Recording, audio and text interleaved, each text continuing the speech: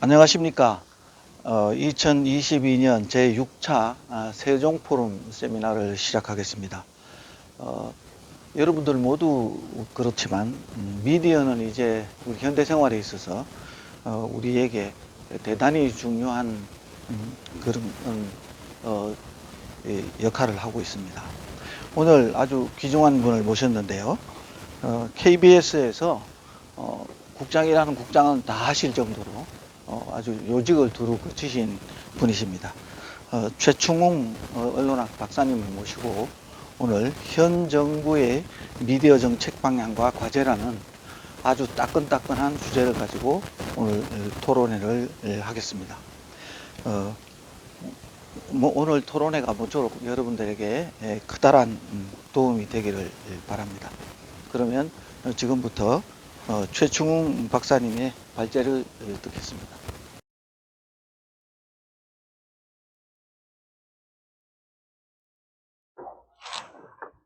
안녕하십니까. 발제를 맡은 최충웅입니다. 오늘 세종포럼에서 이렇게 발제자로 불러주셔서 영광으로 생각합니다. 오늘 주제가 현 정부의 미디어 정책 방향과 과제로 되어 있습니다. 근데 사실 이 주제 하나만 하더라도 한 학기 동안 강의를 해도 시간이 모자랄 정도로 사실 좀 양이 많고 방대한 내용입니다. 어쨌든 지금 우리 국내 미디어 환경은 물론 지금 세계적인 이 미디어 환경이 급속하게 변하고 있습니다. 자고 나면은 또 새로운 기술이 등장하고 또 새로운 장르의 컨텐츠가 등장하는 그런 시대에 도래되어 있습니다. 우선 이 미디어 정책 부분에 대해서 이해를 돕기 위해서 제가 준비를 한 것은 우선 방송 매체를 먼저 좀 알아야 될 것 같습니다. 제가 그 방송 산업 분류를 해봤는데요. 방송 산업별로 분류를 하면은 이 지상파 방송, 유선 방송, 그리고 위성 방송, 프로그램 공급업, 그리고 IPTV, 그리고 기타 방송업 이렇게 되어 있습니다. 지상파 방송에는 이제 라디오도 있고 텔레비전 방송도 있고 DMB 방송이 있고, 유선 방송에는 종합 유선 방송, 이 종합 유선 방송을 이 방송법상으로는 종합 유선 방송 사업자라고 되어 있습니다만은 이 방송 산업계에서는 그냥 SO라 그럽니다. 시스템 오퍼레이터라고 그래서 SO라 그럽니다. 중계 유선 방송은 RO라고 리레이션 시스템이라고 그렇게 되어 있습니다. 그리고 방송 관련 산업을 보면은 방송 전송업, 그러니까 방송망 관리, 망을 깔아주고 수익을 창출하는 사업자가 되겠습니다. 그리고 이제 방송 광고업이 있습니다. 이게 산업별로 분류를 하면 이렇게 되어 있고요. 그 다음에 이 시스템별로는 송출 방법에 따라서 분류를 합니다. 지상파로 방송하는 것은 지상파, 또 유선으로 하는 것은 물론 유선 방송, 또 위성으로 하면은 위성 방송, 그리고 이제 IPTV, 또 인터넷 방송, BP라고 하는 것은 방송법상으로는 채널 사용 사업자라고 되어 있는데, BP는 프로그램 프로바이더, 프로그램 제공업자, 그래서 채널 사용 사업자라고 되어 있지만 방송계에서는 그냥 PP로 통합니다. 이걸 좀 유념해 두시는 게 좋을 것 같고요. 그 다음에 국내 방송에서도 네트워크가 있느냐 없느냐에 따라서 산업이 많이 달라집니다. KBS처럼 전국에 25개 직할국이 있는 것을 직활 시스템이라고 그러고, MBC처럼 전국에 18개 있는 계열사를 계열 시스템이라고 그러고, 그 다음에 SBS처럼 전국의 민방과 네트워크 체제로 이루어져 있는 것을 협력 제휴라 합니다. 그리고 지금 인천에 있는 그 ITV, 지금은 OSB죠. OSB 경우는 네트워크가 없기 때문에 이것은 독립국입니다. 하나의 독립국이죠. 그 다음에 이 제도별로는 국영방송이냐, 공영방송이냐, 또 이 민영방송이냐, 이 체제로 나누게 됩니다. 제가 그 발제문에 제가 그 적시를 했습니다. 국영방송, 우리 국내는 이제 국영방송이 국영 성격이죠. KTV, OUN은 방송대학입니다. 방송대학. 그 다음에 국회방송, 아리랑 TV 이런 것들이 국영방송이고, 공영방송은 뭐 아시다시피 KBS, MBC, EBS 이렇게 되어 있습니다. 민영은 SBS 외에 각 지역 민방, OBS가 되겠습니다. 그리고 이제 방송을 구분할 때 종합 편성을 하느냐, 전문 편성으로 하느냐, 우리 국내는 딱 두 가지로 나눕니다. 보도, 교양, 오락을 편성하는 종합 편성이 있고, 종합 편성이 아닌 그냥 전문 편성, 교육방송이라든지 YTN, 또 연합TV 뉴스 같은 보도 전문만 하는 경우, 또는 이제 영화만 하는, 바둑만 하는 이런 채널들을 전부 전문 채널이라고 하죠. 이런 채널들을 일컬어서 아까 얘기한 대로 PP, 프로그램 프로바이더라고 합니다. 그리고 이 방송 광고를 하느냐, 우리 국내에서 방송 광고를 안 하는 방송은 KBS 1TV 하나밖에 없습니다. 그리고 이제 유료 채널이냐, 무료 채널이냐, 요즘은 이제 플랫폼 사업자들이 많이 등장했죠.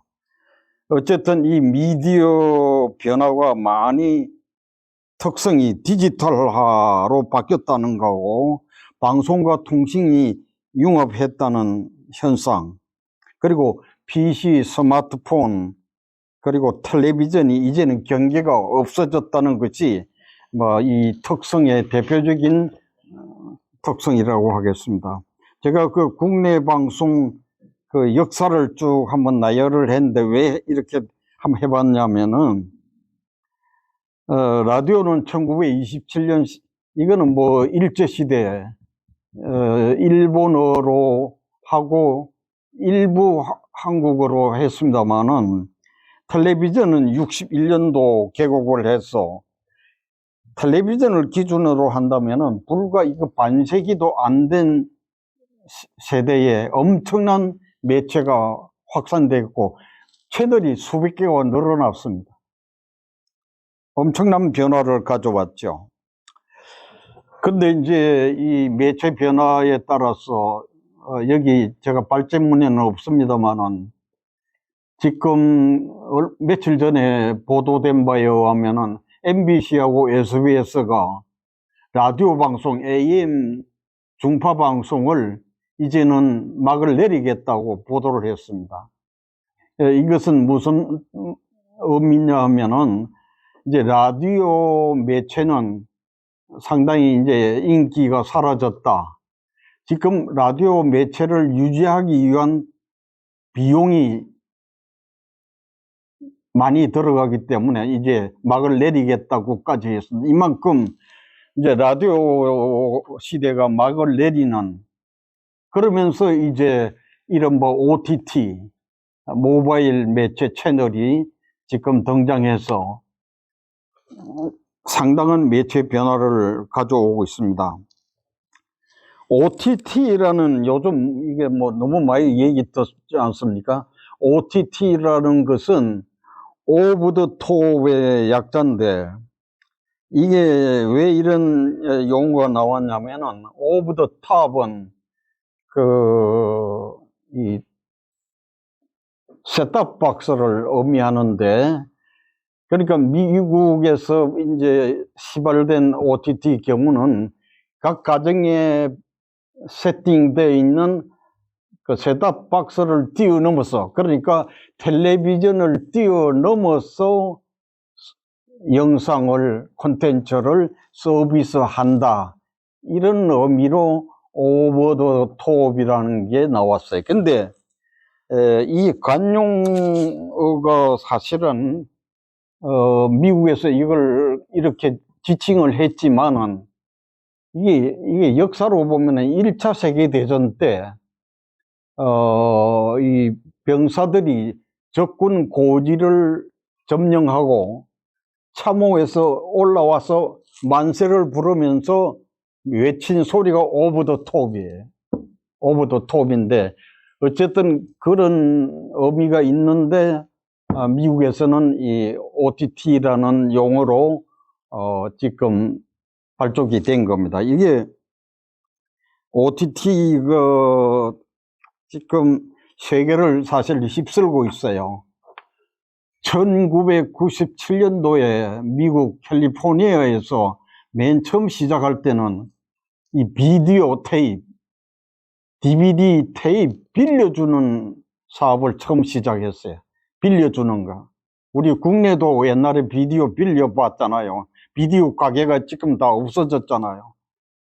이제 그걸 하다가 2007년도에 인터넷이 이제 도입되면서 인터넷으로 동영상을 공급하는 사업으로 변모하게 되면서 OTT 사업이 번창하게 됩니다. 근데 인터넷으로 하면서 급성장하게 된 요인은 이 스트리밍 기능이 있기 때문에 그렇습니다.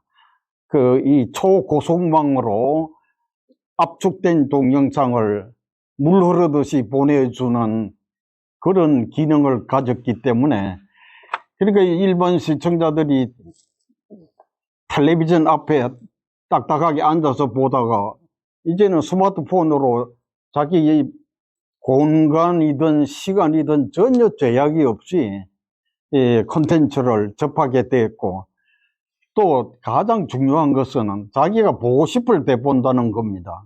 자기가 편한 시간에. 지금까지 편성이라는 개념은 몇 시, 몇 분에, 몇 분간 어느 채널을 통해서 이게 편성 개념인데, 지금은 이제 편성 개념이 사실은 이제 개념이 바뀌었다는 겁니다. 그러나 지금 우리 국내 방송법에는 편성 개념이 아직도 옛날 아날로그 시대의 그 개념이 그대로 남아 있어요. 지금 빨리 그 개념들이 정리가 되고 법 개정이 이루어져야 되겠죠. 어쨌든 이 OTT가 그러니까 2006년도에 인터넷으로 공급을 하다가 2017년도에 이르러서는 미국의 케이블 TV를 능가했어요. 미국의 케이블 TV가 2017년도에 4,800만 가구였는데, 그 당시 OTT가 5천만 가구를 넘어서 버렸어요. 이렇게 되자 다른 그룹 미디어들이 전부 OTT 사업에 뛰어듭니다. 뭐 디즈니, 구글, 애플 전부 다 이렇게 OTT로 뛰어들게 돼 있어요. 그리고 이제 우리 국내에서는 오징어 게임이 에미상을 작년에 휩쓸면서 이번에 휩쓸었죠. 그리고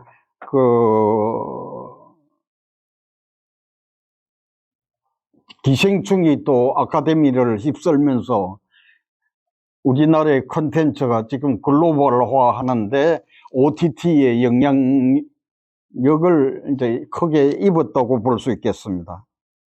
근데 이 오징어 게임 이게 제작비가 253억이 들어갔습니다. 그런데 넷플릭스가 무려 40배가 넘는 1조 500억 원을 넘어서는 수익을 창출했어요.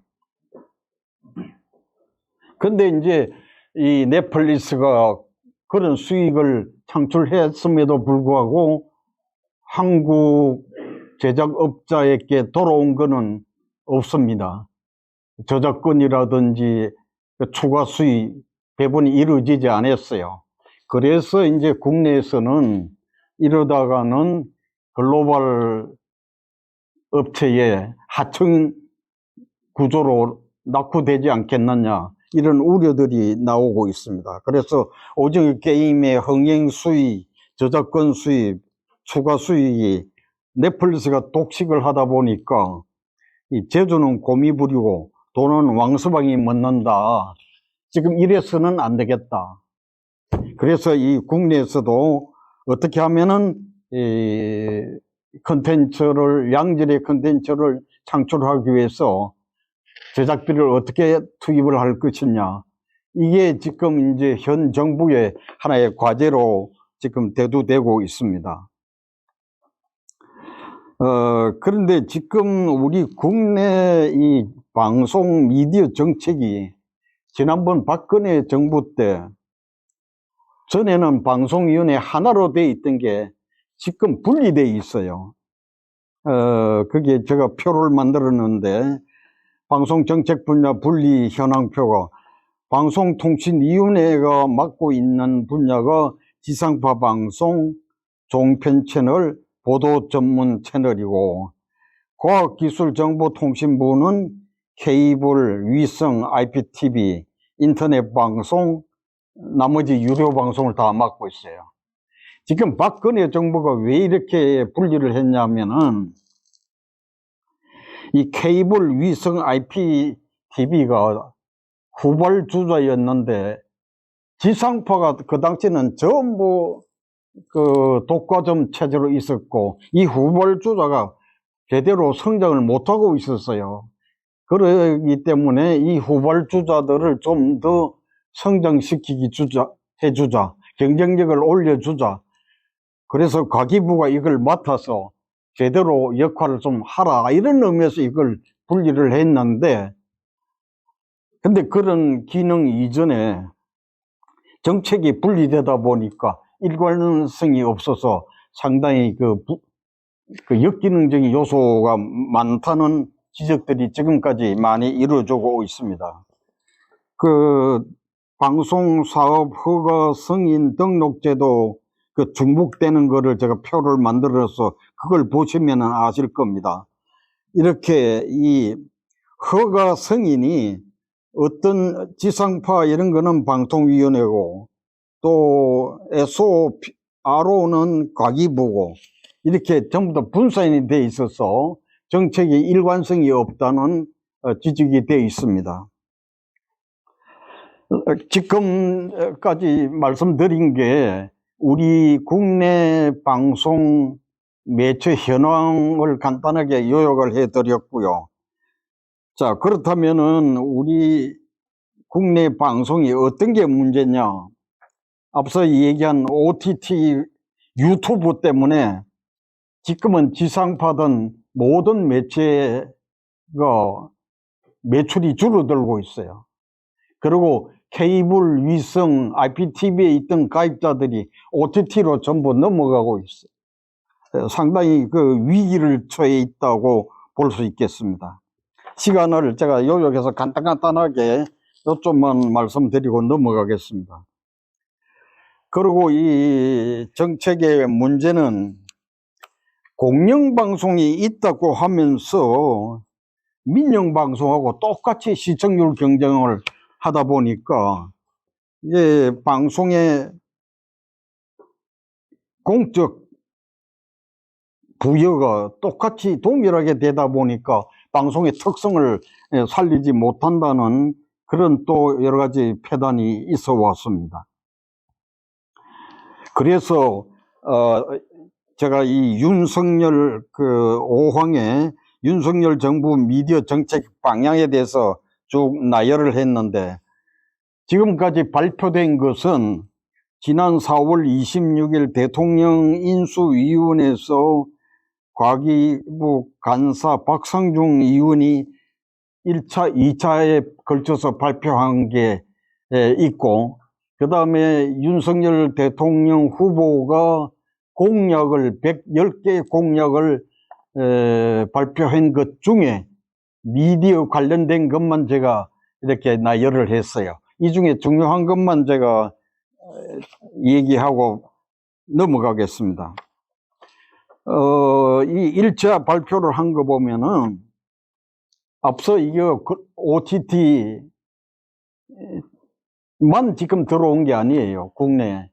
디즈니도 들어와 있고 지금 계속해서 글로벌 대기업들이 지금 침투하고 있어요.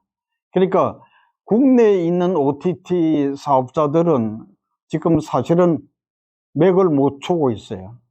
그러니까 상당히 위기에 놓여 있기 때문에 어떻게 하면 우리 국내 방송 미디어를 글로벌 미디어 강국으로 실현할 것이냐, 이게 이제 1차 발표에서 발표를 했는데, 그러기 위해서는 앞서 제가 지적했다시피 이 방송 정책을 관리하는 부처가 분산되어 있기 때문에 이걸 컨트롤할 수 있는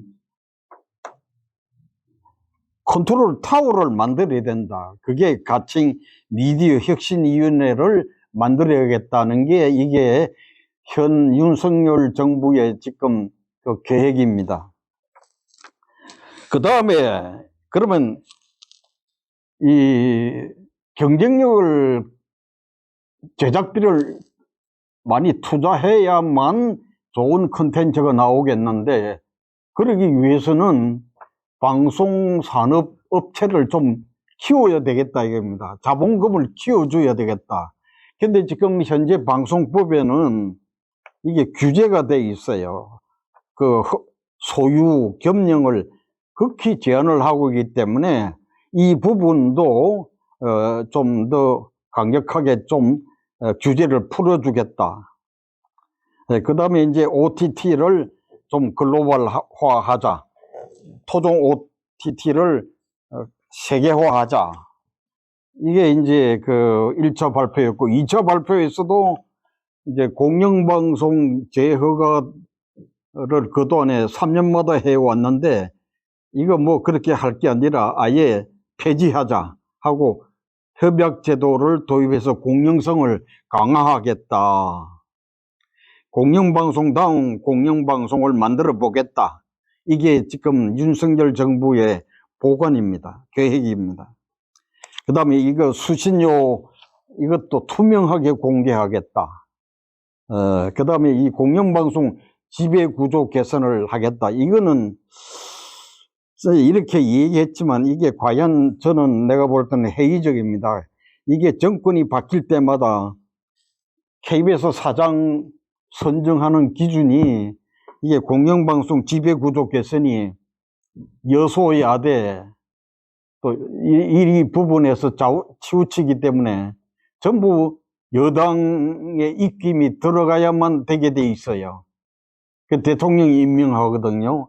그러니까 이 부분은 뭐 이번에 윤 정권이 발표를 했지만은 제 개인적인 견해는 과연 이게 확실하게 보장이 될 것인가 한번 지켜봐야 될 문제라고 봅니다. 그 다음에 그 110대 공약 중에 이제 그게 이제 간추렸어요, 제가. 첫 번째 6항에 있는 그 미디어 공정성, 공공성을 확립하겠다. 이거는 공정성을 강화하겠다. 이 1, 2차 발표한 거하고 중복이 됩니다. 그 다음에 글로벌 미디어 강국 실현 이것도 1, 2차 그 인수위원회에서 발표한 거나 같은 중복되는 내용이고, 그 다음에 그 58항에 K컬처 초격자 산업화하겠다. 이것도 우리나라 콘텐츠를 좀 더 질적으로 경쟁력 있게 육성을 시켜서 콘텐츠 강국으로 나가겠다. 그러니까 제2의 오징어 게임을 내놓겠다는 그런 계획입니다. 그 다음에 제 발전문을 주요한 액수 같은 거는 실적 비교해 놓은 거는 그냥 참고로 해 주시고요. 그 다음에 이제 59항에는 국민과 동행하는 디지털 미디어 세상을 만들어 보겠다. 그래서 미디어 접근권을 좀 더 강화하겠다. 장애인 방송을 좀 더 확산시키겠다. 이러한 것들이 지금 윤석열 정부가 갖고 있는 정책 방향입니다. 자, 그런데 제가 이제 제 6장부터 제가 이제 소개하고자 하는 거는, 자, 그러려면은 글로벌 미디어로서 우리 국내 방송이 성장을 시키기 위해서는 어떠한 것들을 해야 되느냐 하는 것을 제가 좀 이렇게 뽑아봤어요. 그게 뭐냐면은 첫째, 구조 진입 규제 부분입니다. 네, 소유 겸용 규제를 개선해야 된다는 겁니다. 이 부분은 바로 요 다음 항목에서 구체적으로 제가 설명을 하겠습니다. 그 다음에 이 허가 제도도 개선이 돼야 되겠다. 그 다음에 제도 개선 분야에는 이 편성 규제, 요거 좀 참고로 여러분 아시는 게 좋겠는데, 지금 우리 국내 편성 규제가 지상파에는 오락 프로그램을 50% 이상 못하게 하고 있습니다. 각 지상파 방송에. 왜냐면은 시청률을 올리기 위해서 오락 방송을 너무 과다 편성을 하기 때문에 그걸 규제하기 위해서 50% 이상 못하게 하게 돼 있고요. 그 다음에 이 케이블 방송이나 보도 YTN 연합 이런 보도 전문 이런 쪽, 그 다음에 이런 EBS 교육 전문 채널들은 주편성과 부편성으로 나눠져 있어요. 그러니까 교육방송이 교육을 위한 편성은 80%만 하라. 그 다음에 부편성은 20%만 하라. 이렇게 규제가 돼 있어요. 왜 이렇게 하느냐면은 전문 편성은 그 전문 분야만 하라는 겁니다. 나머지 부편성 이건 뭐냐면은 아마 여러분 EBS 보면 가끔 영화 하잖아요. 영화는 오락이잖아요. 교육이 아니잖아요. 그거 왜 하느냐? 그게 편성 규정의 20%는 자기 고유의 전문 아닌 다른 편성을 할 수 있다 이겁니다. 근데 이제 지금 규제를 좀 더 20%를 좀 더 풀어주자. 이 규제를 풀자 하는 이제 그런 내용입니다. 그게 편성 규제라는 이 얘기입니다. 그 다음에 이 외주 편성이라는 것은 지금 우리 국내 지상파 KBS, MBC, SBS가 드라마 지금 방송 편성하고 있잖아요. KBS 경우는요 8시 반 1일 드라마 외에는 전부 외주 편성입니다. 외부 프로덕션에서 제작하고 있어요. 그게 외주 편성 규제가 법적으로 정해져 있는데 35% 이상은 외주 프로그램을 제작을 하라 이겁니다. 우리 김영호 대표 앞으로 이제 컨텐츠 제작의 업무를 수행할 텐데, 이게 바로 전망이 좋다는 제가 강조해 온 이유가 뭐냐? 방송사의 35%, 40%까지 있는 외부 프로그램을 납품을 받게 돼 있어요. 지상파가 독점하지 말라는 겁니다. 그러니까 외주 프로덕션이 잘만 제작하면 전망이 굉장히 밝습니다. 오징어 게임 이상 가는 전망이 앞으로는 펼쳐질 계획이 될 것으로 보고 있습니다. 그 다음에 채널 운용 규제, 이거는 그 지역 채널이라든지 직사 채널, 이것도 좀 더 개선이 되어야 되겠다. 그 다음에 시청 점유율, 이 부분이 뭐냐면요, 케이블 방송이나 IPTV에서 점유율을 30% 이상 못 넘게 하고 있어요. 이건 해외에서는 이런 사례가 없어요. 이것도 풀어주자 이겁니다. 그 다음에 이 재원 관련 개선은 광고제도 개선인데, 지금 그 지상파는 중간 광고 못하게 하고 있어요.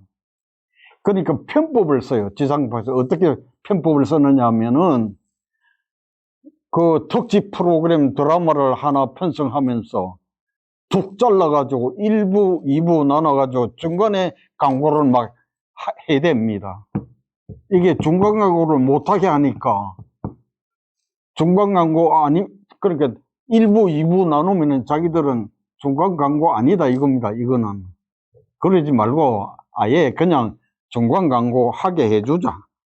그 다음에 이 방송 재원을 넓혀주기 위해서는 방송 광고 금지 품목을 좀 더 활성화시키자는 건데, 지금 약품이라든지 술이라든지 굉장히 금지 품목이 많습니다. 그런데 이제 일부에서는 이 생수 있잖아요. 생수 같은 거는 풀자, 이런 지금 움직임이 그동안에 많이 대두되고 있습니다. 그래서 좀 금지 품목을 풀어서 재원을 늘려서 방송의 성장을 좀 촉진시키자는 얘기가 됩니다. 그 다음에 이제 그 방송발전기금은 이건 좀 복잡한데 이건 그냥 넘어가겠습니다. 그 다음에 이제 우리 국내 방송을 좀 더 성장시키기 위해서는 세액 공제를 좀 해주자 하는, 지금 요 몇 가지 요소만 하더라도 우리 국내 방송 사업자들이 좀 더 이 자산 재원을 넓힐 수 있다, 성장할 수 있는 계기가 만들 수 있다 하는 조건이 되겠다. 그래서 규제 요소들을 제가 지금 소개를 했고요. 자, 지금 제 7항은 소유 겸용 규제 개선 과제인데, 이거는 지금 어떻게 규제가 되어 있나 하면요, 지상파 경우는 특정한 기업이, 한 기업이 지상파 종편 보도 채널에 40% 못 넘게 돼 있어요. 예를 들어서 어떤 삼성은 지상파 종편 보도 40% 이상 넘지 말아라는 얘기고, 그 다음에 10조 이하 자산 규모 대주주에만 한한다. 그러니까 규모가 지금은 제한되어 있기 때문에 이 재원이 부족하다는 겁니다. 그 다음에 이 대기업 지분 제한은, 대기업을 어떻게 규제를 하냐면 10조 이상 대기업이 참여할 경우에는 지상파는 10%만, 종편 보도는 30% 이내 소유를 해라. 왜 이렇게 규제했냐? 방송 매체가 기업에 종속화시키지 말라는 거죠. 근데 이것도 지금은 이제 너무 규제가 심하다, 이 자체를 풀자는 겁니다. 그래서 지금 공정위원회에서 대기업 지정 기준을 GDP 기준으로 하고 있습니다. 하고 있는데 2008년도 17개였는데 21년도에 40개로, 또 22년도는 47개로 증가가 했어요. 그래서 지금 전체 자산 총액을 좀 더 늘려주자. 10조에서 적어도 20조 이상은 풀어줘야 되지 않느냐 하는 것이 지금 대다수 업계도 그렇고 지금 국회나 방송학회나 언론학회의 여론들이 지금 그런 여론으로 이루어져 있습니다. 왜 그러냐면요, 지금 얼마 전에 KBS가 방송한 그 태조 이방원 역사 드라마 보셨겠습니다만, 그거 한 편 제작비가 얼마인지 아세요? 그 한 편 제작하는 게 제작비가 25억 정도 됩니다. 한 편당, 한 편당 6억 정도밖에 안 되는데, 6억밖에 안 되는데, 그, OTT 경우는 편당, 오징어 게임은 22억이 들어갔어요. 편당 22억. 자, 22억 들어간 오징어 게임하고 6억 들어간 이방원, 이게 글로벌 무대에서 경쟁력이 어디가 있겠느냐. 이거는 뭐 제작비 비교가 안 되죠. 그런가 하면은 그 아마존, 미국의 그 아마존 기업에서 지금 제작하는 신반지 제왕이 한 편당 800억을 들이고 있어요. 800억. 이러니 지금 우리 국내 컨텐츠가 게임이 경쟁이 되느냐 이겁니다. 그러니까 이 방송 이 경영 소유주 제한을 크게 좀 확대해 줘. 10조 가지고는 안 된다. 20조로 늘려주자 하는 게 이제 지금 현재 여론이 그렇게 대두되고 있습니다. 그리고 이제 대기업 지분도 10%에서 최소 30% 늘려주자. 자산 규모도 10조에서 최하 20조 아니면 30조까지 늘려주자. 그랬을 때 지금 그 대충 그 학회에서 분석해 보니까 26개 기업이 진입이 가능하다고 합니다. 지금 카카오, 네이버 뭐 이런 것들은 충분히 가능하다는 겁니다. 자, 그 다음에 이 유료방송 규제 개선 방향인데, 지금 유료방송이 상당히 위기에 놓여 있는데, 왜 그러냐면은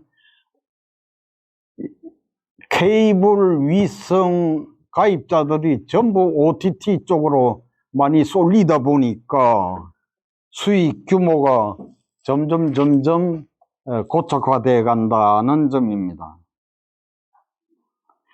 감소되고 수익 구조가 축소된다는 겁니다. 그 다음에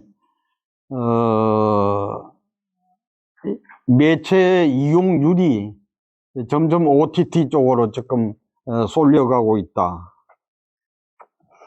그래서 지금 전 연령층을 따져본다면은 OTT 이용 70%가 지금 OTT를 이용을 하고 있어요.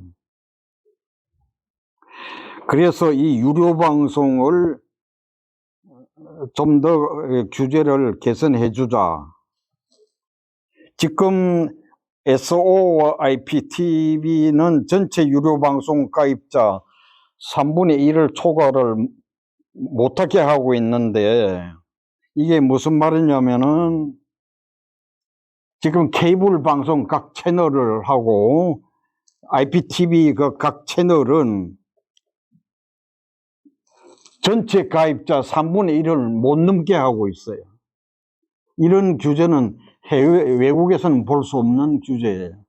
이런 규제를 개선해서 최소한 49% 이상은 확대를 해주자는 게 지금 학회나 이 산업계의 여론입니다.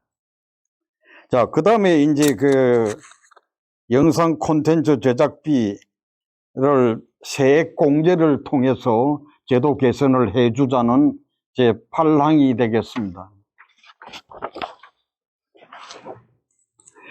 지금 그 정부에서 예산이나 아예 자본금을 보조하는 직접 지원이 있는가 하면은 세금을 좀 적게 세제 혜택을 주는 간접 지원이 있는데, 지금 여기서 다루는 부분은 이 세액을 좀 더 감액해 주자. 그래서 제작비를 좀 더 충당하게 해 주자. 각 콘텐츠 업체의 프로덕션의 여론조사를 해보니까 세액을 감액해서 늘어난 예산을 재투자하겠다는 게, 여론조사 해보니까 80%가 재투자하겠다고 합니다. 그러니까 그만큼 개선되겠다는 전망이 보이는 겁니다.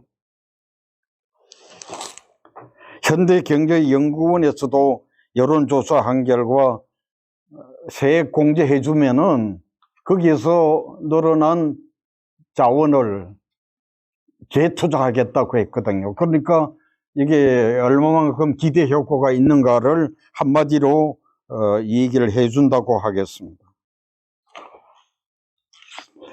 제가 외국의 주요 영상 콘텐츠 세제 지원 현황을 제가 그렇게 표로 만들어서 소개를 했는데, 우리하고는 비교가 안 됩니다. 우리나라는 외국의 10분의 1 수준에도 안 됩니다. 지금 현재.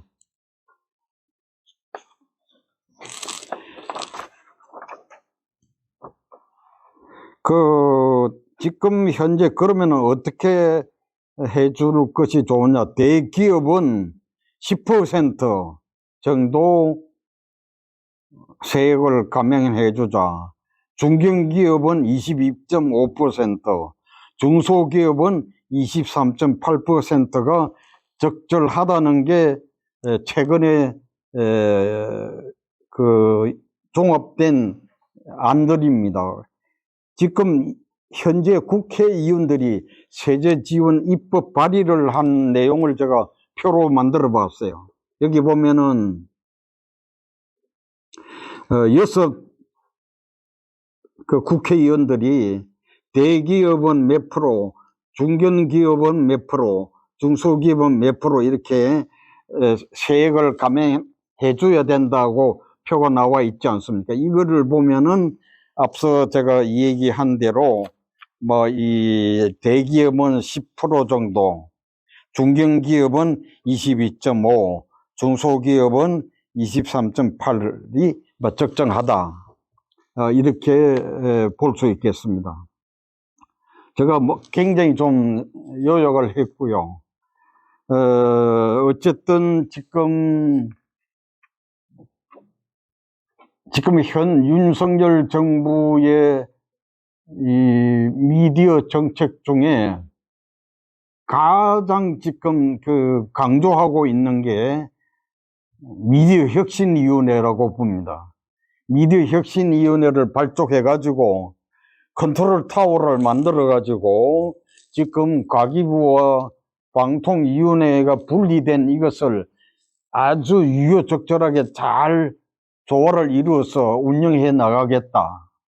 그게 모토고, 그 다음에 지금 쭉 제가 규제 부분에 대해서 지금 현 정부가 이 규제를 과감하게 풀어주겠다. 그래서 넷플릭스와 경쟁할 수 있는 국내 미디어 기업으로 육성시키겠다. 이러한 것들이 굉장히 중요한 정책 중에 하나입니다. 그 외에 공영성 강화라든지 또 방송의 공영방송 지배구조 개선이라든지 심의 제도를 어떻게 바꿔야 되느냐라든지 여러 가지 지금 할 일이 태산 같아요. 할 일이 태산 같은데 지금 6개월이 됐는데 아직도 이 정책 계획에 비해서 지금 현재 추진되는 게 아직 나오는 게 지금 현재로는 가시적인 게 별로 없어요.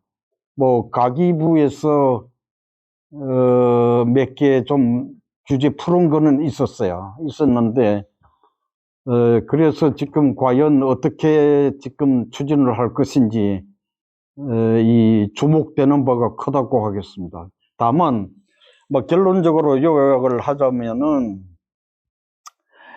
지금 이제 이 OTT가 국내 넷플릭스뿐 아니라 지금 디즈니 들어왔지요. 또 지금 세 개가 더 들어와 있습니다.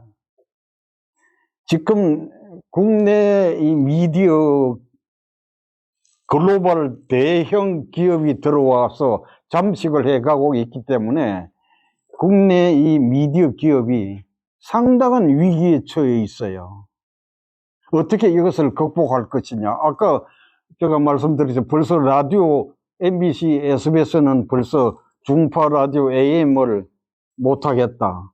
거기 들어가는 인력, 유지비도 충당이 안 된다는 거거든. 그럼 매체 환경이 지금 급변하게 변하고 있어요. 더더군다나 4차 산업혁명으로 인해서 그 VR 가상현상이라든지 메타버스라든지 AI 이런 혁신적인 그 기술이 도입돼서 이 컨텐츠 경쟁력이 지금 눈에 보이도록 지금 나가고 있잖아요. 지금은 이제 그 옛날 엘비스 프레슬리를 우리 서울 예술의 전당에 바로 올려서 공연하는 기술까지 지금 이게 메타버스, VR, 가상현상이 현실화되고 있거든요. 그런 시점입니다. 그렇기 때문에 그런 것을 현실화하기 위해서는 이 문제는 재원이거든요. 재원. 국내 방송에 어떻게 경쟁력을 부여시키느냐. 이 재원 확보를 위해서는 어떻게 해야 되겠느냐.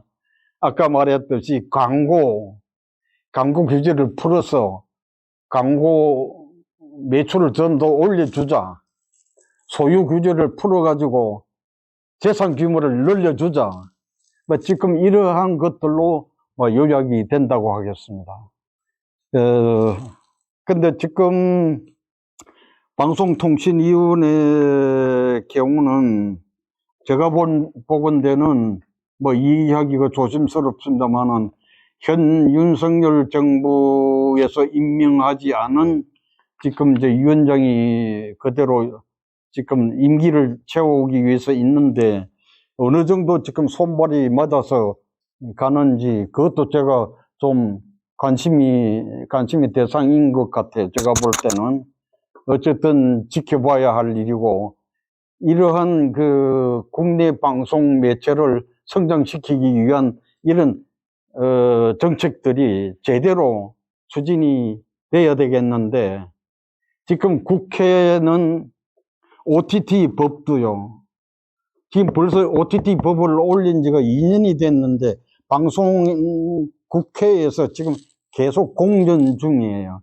OTT 개념을 방송법으로 정하고 우리 국내에서 어떻게 규제를 할 것이냐 이것도 아직 하나도 정해진 게 없어요.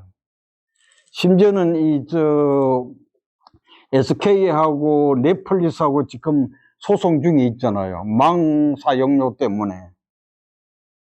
근데 네이버나 다음처럼 카카오가 망 사용료를 내는데 왜 해외 기업인 넷플릭스는 왜 내지 않느냐. SK가 내놔라. 지금 그러고 있는데 1심에서는 이제 SK가 승소를 하긴 했는데 지금 2심에서 어떻게 될지 몰라요. 그러나 지금 넷플릭스 입장은 망 중립성을 주장을 하고 있습니다. 이미 넷플릭스는 미국에서 망 접속률을 냈다는 거거든요. 근데 망 중립성에서 이중으로 못 내겠다. 뭐 이런 논리적인, 그 외에도 복잡한 게 있습니다. 그런데 우리 국내 이 수용자, 시청자들 입장은요, 이래도 저래도 내가 볼 때는 불이익을 당한다 이렇게 봅니다. 왜냐, 예를 들어서 SK가 승소해가지고 넷플릭스가 망 사용료를 내기 시작하면 그 부과된 것만큼 그게 어디로 또 분배되겠어요? 이 이용자 가입비를 더 올리지 않겠어요? 결과적으로.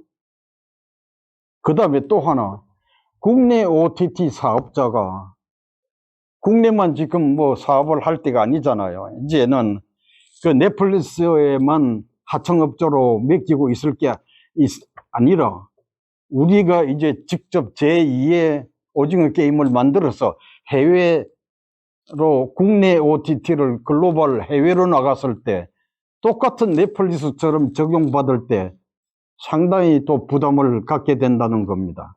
어쨌든 뭐 이래든 저래든 수용자, 이용자 입장에서는 상당히 그 좀 불편한 관계가 있지 않나 이렇게 봅니다. 이상 뭐 제가 간단하게 마치겠습니다.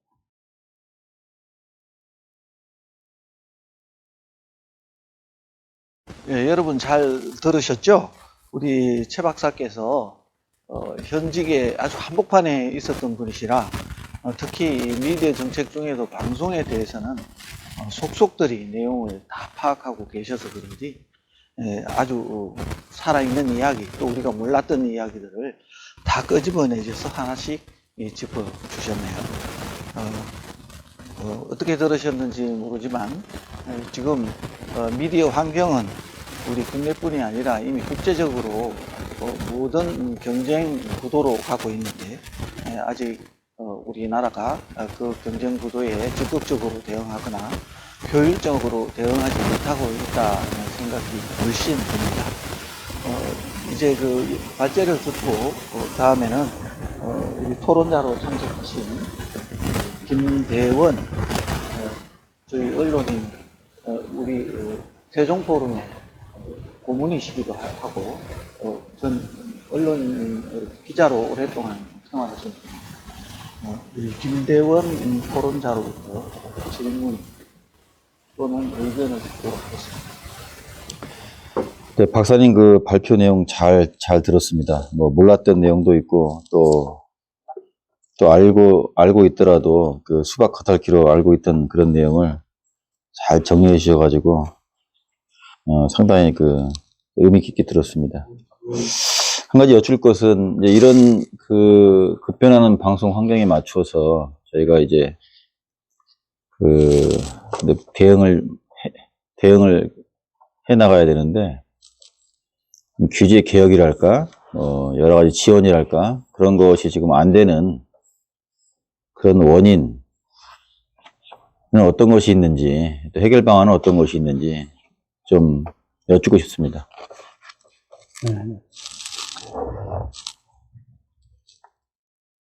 그러니까 그동안의 규제를 방송 현장에서는 규제를 좀 더 완화시켜 달라는 요구가 많았는데 왜 그게 잘 안 되느냐는 말씀이죠. 예. 예, 이 미디어 규제 분야가 워낙 다양하고 많은 분야입니다.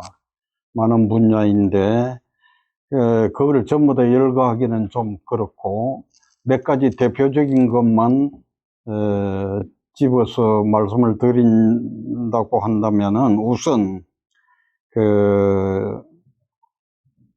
이 방송 매체의 그 소유 겸용 분야가 되겠습니다. 1인 기업이 지상파의 10분의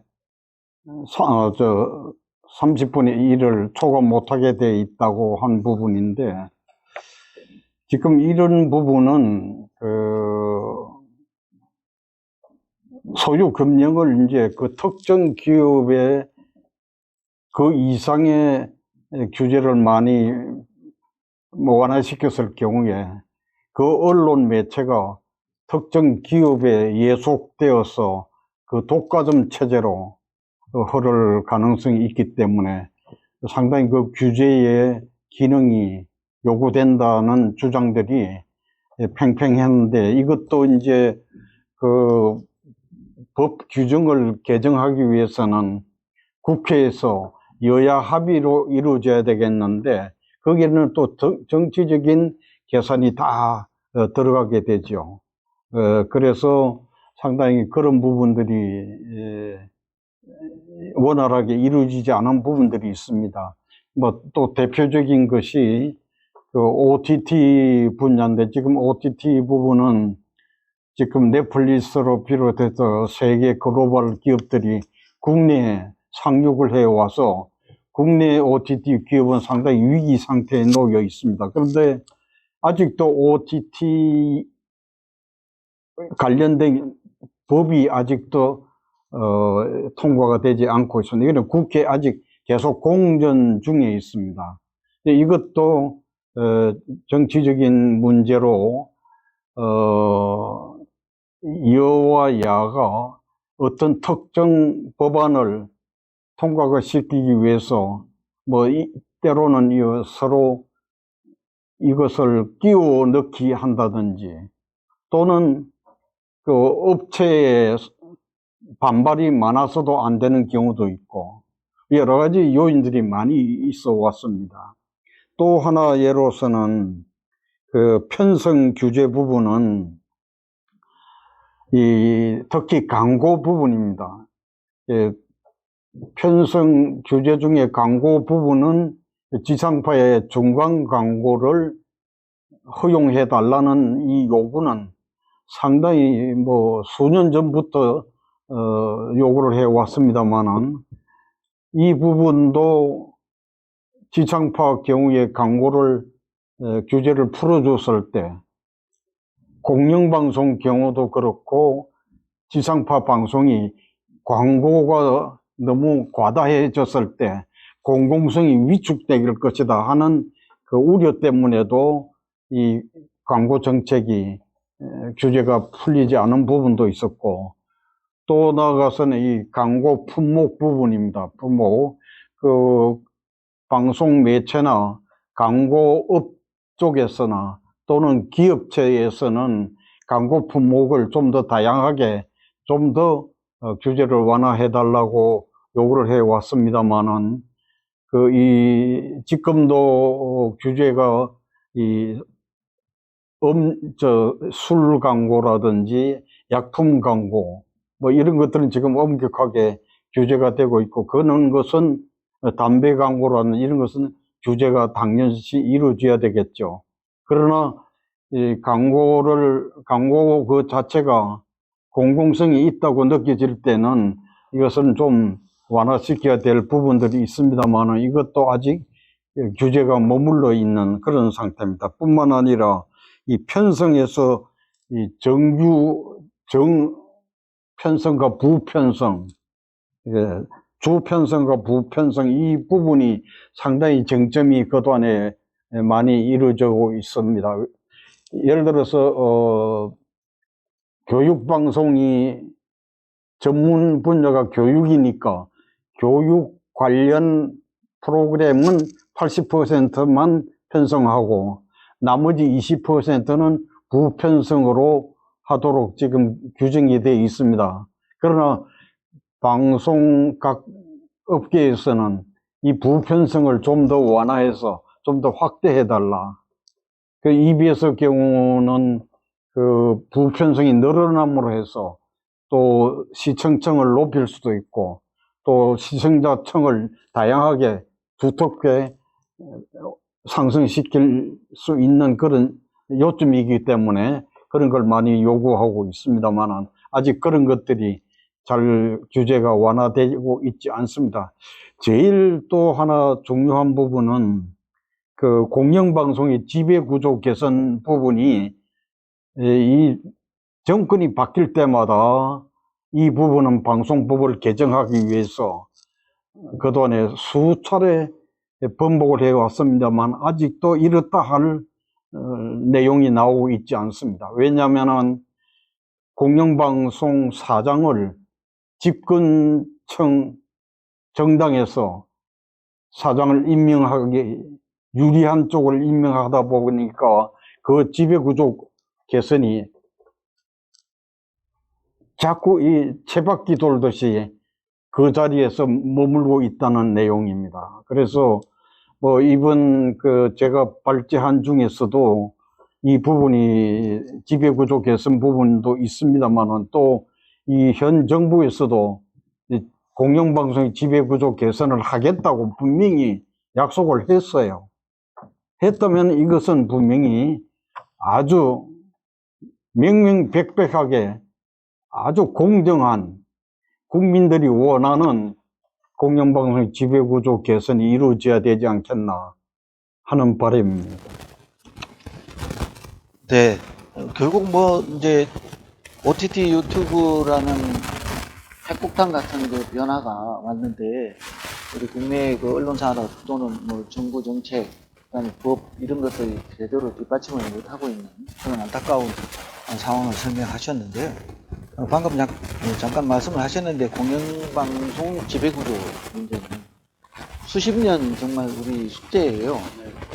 정권이 바뀌기 전에 이제 야당이 되면 막 집권하면은 이거 확실히 만들겠다 하고 약속을 해서 국민들한테 선택을 받아서 그 다음에 그 정권을 잡고 나서는 금방 마음이 바뀌거든요. 방송 장악의 어떤 유혹 때문에 그런 것 때문에 굉장히 그렇게 돼가고 있습니다. 제가 어저께인가 SBS 뭐 정책 특집 하는 걸 보니까 거기에 이제 국회를 어떻게 이제 개혁할 것인가 하는 그 얘기를 하면서 국회 개혁 문제는 국회의원들한테 맡겨서는 절대 안 된다. 그 학자들이 나와서 하는 이야기가. 그건 절대로 국회에서 하면 안 된다. 이것은 바깥에서 우리 국민들이 뭔가 제대로 된 그 반영을 해서 만든 그런 걸 하지 않고는 안 된다. 이런 말을 하던데, 우리 최 박사님 언론계 현장에서 워낙 오래 계셨고, 또 방송 쪽에 워낙 오래 계셨으니까, 중요한 일 많이 하셨으니까, 제 생각에는 이 공영방송 지배 개선 구조하는 것도 그런 해법이 아니고는 안 되지 않겠는가 하는 그런 안타까운 마음이 좀 듭니다. 그래서 지금 오랜 경험을 바탕으로 해서 굳이 윤석열 정부가 아니라 하더라도 누가 됐든지 이걸 정말 해소하기 위해서는 어떤 게 좋겠다고 생각하시는지 말씀 좀 주시면 고맙겠습니다. 근데 이게 지배구조 개선 부분은 그동안에 우리가 봐왔습니다만은 야당이든 그러니까 야당 쪽에서 지배구조 개선을 공정하게 하겠다고 해서 이렇게 개정안을 상정을 했는데 이 야당이 다음 또 여당이 되어버렸어요. 이 여당이 되고 나서는 마음이 또 바뀌어서 그 개정안 올린 걸 끌어내려 버리는 거예요. 이게 그냥 계속 지금 이게 수년째 그냥 계속 채바퀴 돌듯이 돌고 있어요. 그러니까 저도 언론인 협회 주최에서 공영방송 지배구조 개선 어떻게 할 것인가 주제 발표를 한번 했습니다만은 여기에는 국회 쪽이나 이런 쪽에 맡겨둘 게 아니라 국민 참여를 좀 강화시키자. 그래야 되지 않겠나. 그게 체제가 독일 시스템이 그렇습니다. 독일은 상당히 다양한 계층, 국민들도 다양한 계층을 모아가지고 거기서 선발하도록 그렇게 돼 있거든요. 우리도 이제는 지금까지 야당이 오면은 여당이 7명, 지금 KBS가 그렇거든요. 그래가지고 5대7이니까 아무리 투표해봐야 이 집권당 추천하는 사람이 대통령이 되게 될 수밖에 없는 거예요. 이런 사장 추천위원회를 시청자, 일반 국민들이 참여해서 정말 공정하고 바람직한 그런 사장이 선출되는 지배구조 개선이 이루어져야 되지 않나. 저 개인 생각은 그렇습니다. 네, 그런 제도를 이제 만들기 위해서 아예 그 제도를 만드는 과정에 있어서 정치인들한테 맡겨서는 안 되고, 그 부분에 있어서 범시민적인 제대로 된 그런 여론이 반영될 수 있는 그런 어떤 구조를 만들어내야 되는데 쉬운 일은 아닌 것 같습니다. 모든 게 이제 우리 이제 국회에서 법이 만들어지는 게 제일 먼저고, 그리고 거기에 부수되는 또 여러 가지 제도가 정비가 될 때 제대로 갈 수 있는 것 같습니다. 문득 그런 생각이 드네요. 우리가 민주주의가 좀 그래도 됐다고 하지만 아직도 서구 선진 민주주의 국가들이 가지고 있는 그런 시스템을 하나하나 아주 디테일하게 다 따라가기에는 아직 역부족이다, 이런 생각이 듭니다. 우리가 무조건 그렇다고 해서 절망만 하고 있을 일은 아니고요. 앞으로도 언론 운동이나 또는 현직에 계신 언론인들이 더 노력을 하고, 그렇게 해서 우리 시민들도 또 뭔가 지금 국회의원들이 300명 너무 많다. 예, 대다수 국민들이 너무 많다. 그리고 그네들이 받는 그 급료도 너무 많다. 그래서 이걸 좀 고치자, 바꾸자. 누가 바꾸게? 국회의원 자기들이 하고 있는데 그게 언제 바꿔지느냐 이거예요. 그거와 마찬가지로 이 공영방송 지배구조 개선도 입법기구에만 맡겨놓으니까 이게 항상 그 채바퀴 도는 거예요.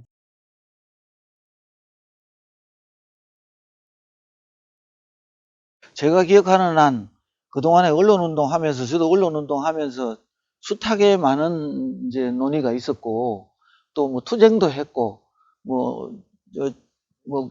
어떤 이슈가 있을 때마다 늘 그렇게 했고, 아마 그에 대안은 상당히 많이 모색이 되어 있을 겁니다.